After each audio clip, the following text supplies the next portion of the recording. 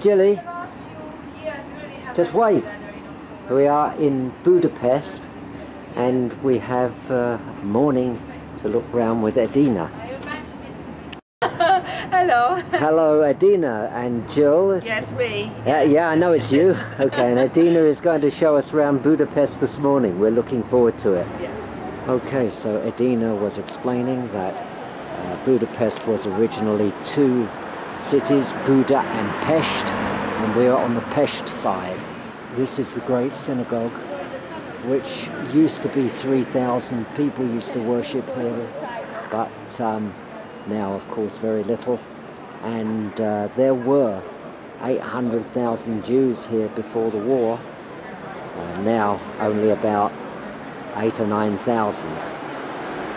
Hitler did away with it, and Hungary, the currency is the forint. They are in the European Union, but they are not allowed to have the euro because their criteria, human rights and economy, so on, doesn't allow it. Of course, they were part of the communist area. In fact, Hungary has been almost always occupied by other people. This is the first freedoms that it's had. So this is the Jewish Museum, and we're going to visit the synagogue, but we were learning a lot from Edina about what it's like to be a Jew in Hungary, and the anti-Semitism not only from the Nazis that cleared out the Jews, of course, but the Hungarians were very cooperative. Not only cooperative, they also didn't like the Jews. So they gave the Germans a list of all the Jewish people and the synagogues and where they live and everything, and it was very easy for the Nazis. And then, of course, after the Nazis came the Soviets and the Russians, and they also got rid of Jews. So that's why there's not a lot of Jews here now, and yet the anti-Semitism for against Jewish people, Edina was telling us, it's not so prevalent here now, and actually probably there's more anti-Semitism in Western Europe than there is in Eastern Europe now. So the synagogue is 3,000 people it can contain, and it's a mixture of Moorish and Byzantine architecture.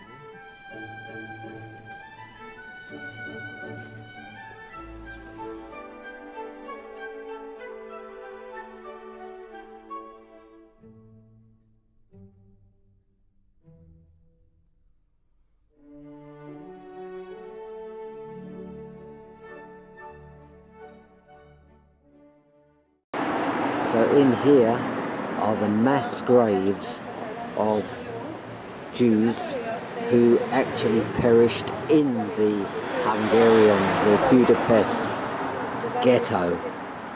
They didn't even have time to get carted off to Auschwitz, and they are buried on top of each other here. 2,000 Jews buried, one on top of the other.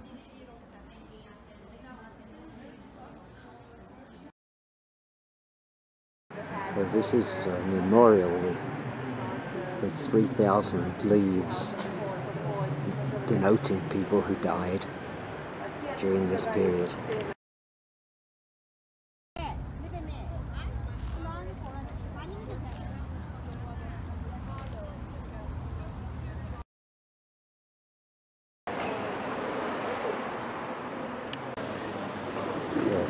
Some of these places are called ruin bars because they were not renovated after the war. A lot of Jews lived in this quarter, but not the rich ones. The rich ones lived on the other side, on the Buda side. And there was a lot of restaurants, but then Jews eat a lot of food. And this is a monument to Carlots, who rescued many Jews.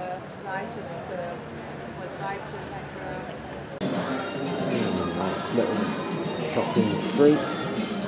Jill's frustrated because she can't do any shopping here, but we haven't got time. So this is known as the Square of the Heroes. And it's a big square, and it has a lot of significance to Hungary. There's a big monument to heroes and so on, and on the top is the Archangel Gabriel, who's holding the crown to signify that Hungary was once a kingdom. Of course, it's been virtually raped by so many different conquerors since then, part of the Austrian Empire until the First World War. And then after the First World War they lost a lot of territory, and then the communists, the Russians, took over. And this is the Museum of Modern Art, Fine Art, sorry, Museum of Fine Art, got a Rembrandt exhibition there now. And here's some old, typically Hungarian buildings. Quite imposing, really. This is the Parliament building. Very beautiful and quite large. Dina says it's the third largest government building.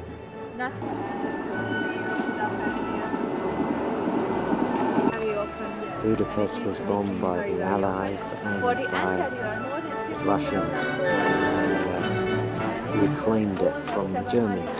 We are over on the Buda side of the river, and it's completely different, really, like another, well, it is another city, another town. And this is the Matthias Church. It's quite impressive. Rule here in Hungary, and then it was returned into a Roman Catholic Church again. Other Turks were driven away from here. It was rebuilt in Baroque style. What happened to the Baroque church? It was rebuilt in today's architecture. It's a very nice view over. We're on the Buda side, and we can see the Pest side of the river as well.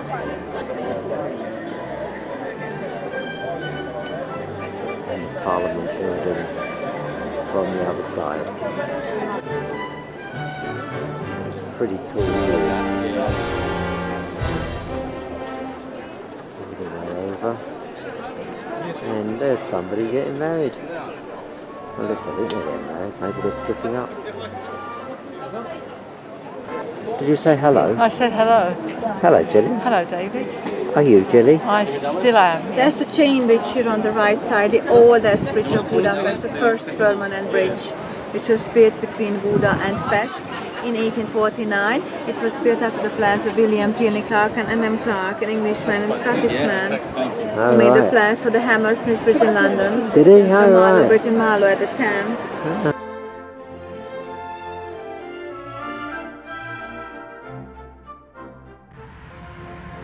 Very lovely in this place, Angle Shaft or whatever it's called. Very pretty. Very, very beautiful here. Angus Shaft in Bufton. And just a little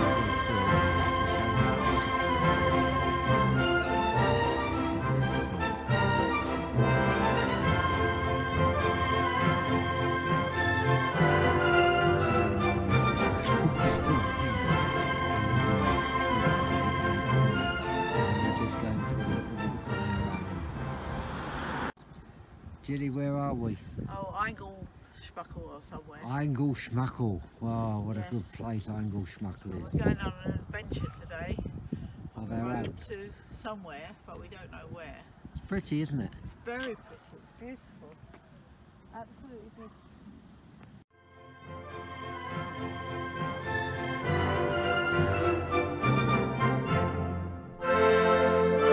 So here we are in milk. You may ask whether it's semi-skimmed milk or full-fat milk. I don't know, but we're going to the Abbey. Yeah, come on. Bye bye ship. See you soon.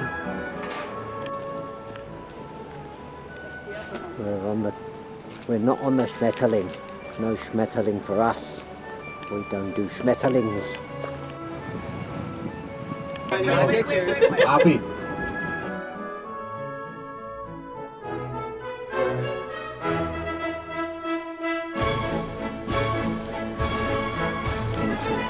the Abbey. This is my Abbey.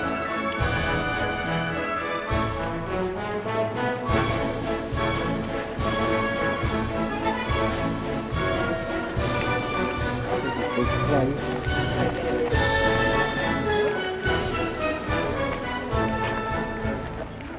Julie.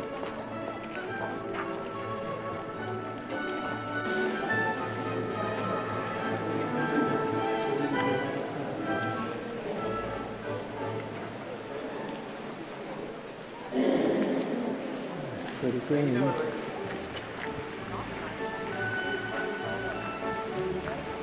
This whole monastery was in 1701.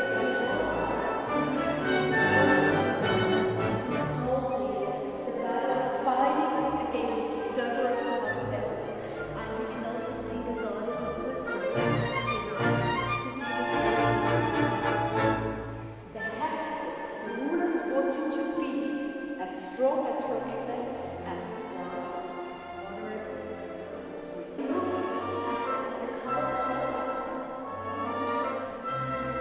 it is lovely, but very small, with only 5,500 residents.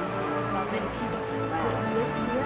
And in front of you, it's only it's a little hill, a little river, the Mech River. The name or the word is Slavic, means also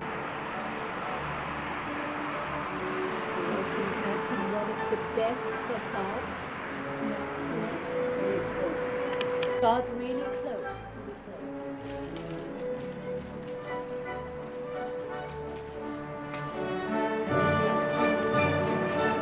Not really. I mean, it is World Heritage Site, but they do not get any money for restoration. It's simply good for kind of promotion. Yeah, It's true. and but you make Never a point already, seen even if such it's so artistically, opulence. if you put it from today's perspective, point of view, this is at a very high level. Yeah. Oh, yeah. And it's amazing. They finished the church in 34 years. It was a big group. It was a big, it was great artists, architects. I only want to tell you about two men. Antonio Beduzzi, he was in charge of the interior design, and he had worked for the theaters. It's like a stage, right?